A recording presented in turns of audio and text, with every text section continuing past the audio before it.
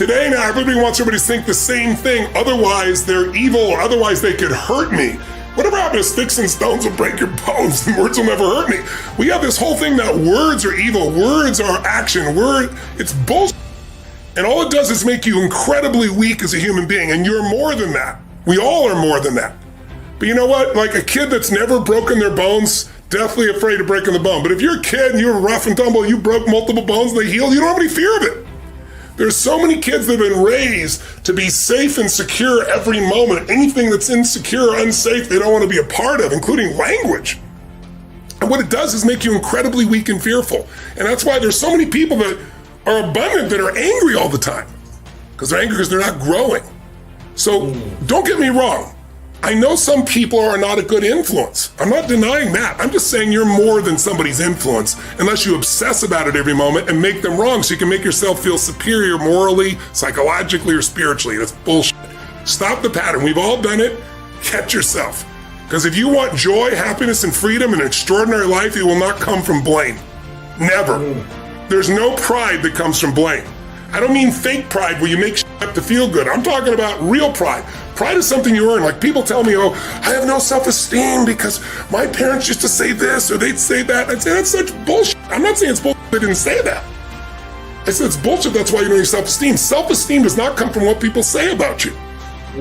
Self-esteem comes from what you experience about yourself, and you learn to grow. You go, they're in my life. If someone can get your goat, if someone can piss you off, if someone can make you feel less than, that's God coming to you saying, grow.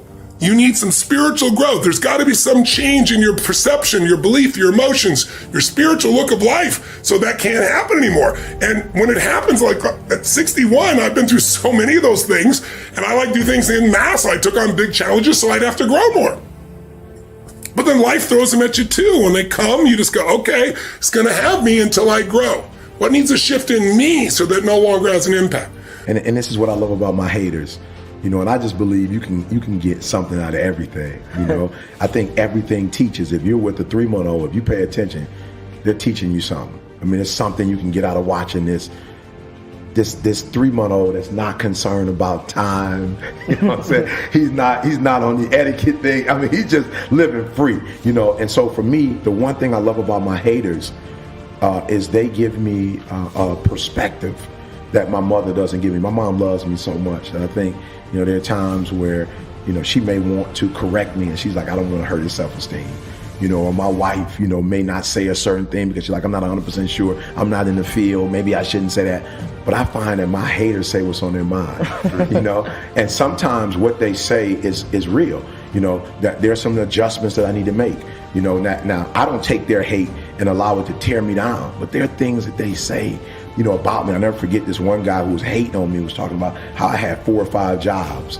You know, he's like, he's doing this and he's doing that, he's doing that. And I thought about it one day. I was like, okay, what is he saying? Now, take away that he's not making his dreams become a reality, and he's jealous about the fact that I'm fearless, that I'm going out here and I'm trying it.